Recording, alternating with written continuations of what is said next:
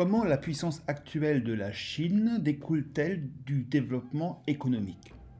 La mort de Mao permet l'arrivée au pouvoir de nouveaux dirigeants, jusque-là marginalisés, notamment depuis la révolution culturelle. Ils représentent le courant pragmatique ou réaliste du Parti communiste chinois. Il s'agit d'hommes politiques qui souhaitent donner priorité au développement économique, quitte à faire des entorses avec l'idéologie communiste, comme le contrôle absolu de l'économie par l'État, par exemple, ou encore l'égalitarisme. Deng Xiaoping, le nouvel homme fort du régime à partir de 1978, en est la figure emblématique. Il prend acte du retard de la Chine sur le plan économique et souhaite ouvrir le pays au commerce mondial et aux investissements étrangers.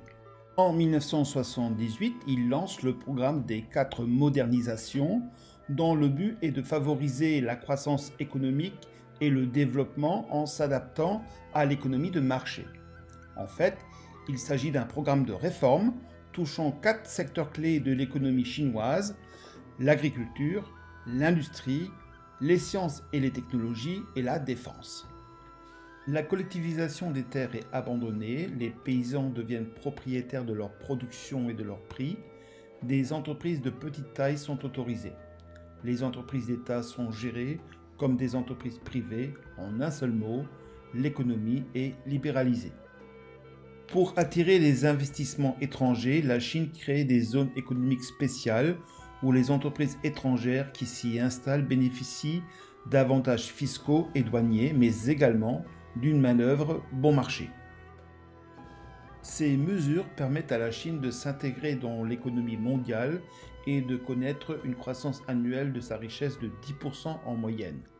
C'est pourquoi en 2001, elle intègre l'OMC et qu'en 2010, elle devient la seconde puissance économique mondiale.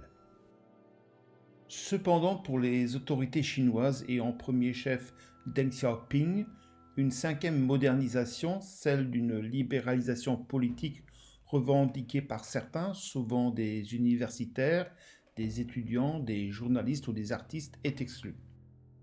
La Chine doit demeurer un pays communiste, dirigé par un parti unique encadrant la société, et ceci par tous les moyens, y compris par la répression brutale.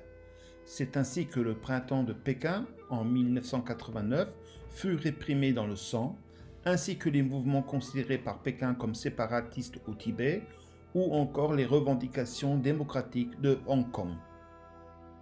Pour conclure, la Chine a réussi à devenir une puissance mondiale grâce à son développement économique et son intégration dans la mondialisation. Elle a créé un modèle politique atypique, libéral sur le plan économique, communiste sur le plan idéologique et autoritaire sur le plan politique.